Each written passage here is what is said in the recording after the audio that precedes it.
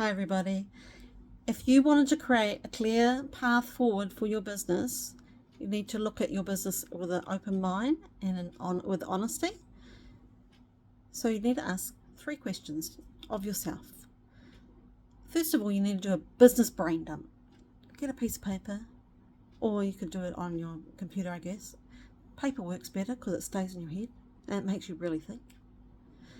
So you need to get everything out of your head and try and organize it.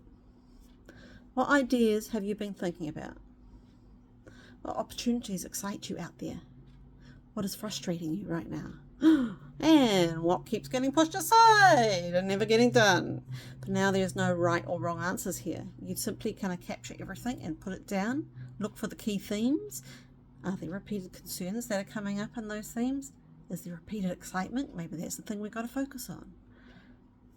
And then part 2, looking at the bigger picture. Zoom out, look at the business as a whole.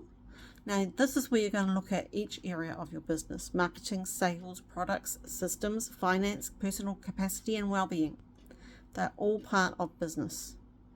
And for each of those areas, you've got to say, what is working well? What needs attention? How important is this right now to me and my business? And which of these would make the biggest difference if improved? Then from that, you're going to list top 3 priorities. One of the biggest concerns of business is that overwhelm, because you're trying to focus on everything at once. And if everything's important, then nothing's important. If you could improve only one area over the next 90 days, what would that be? And what would it look like?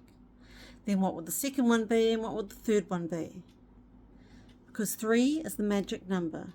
Don't try and focus on everything. Try and do it on 3s. That's the way that you can then create the clarity. It's not about completeness, it's about the clarity. So it can help move you down that road to success. So go out there, slay the world, and be the Wonder Woman or the Superman that I know you are. Bye.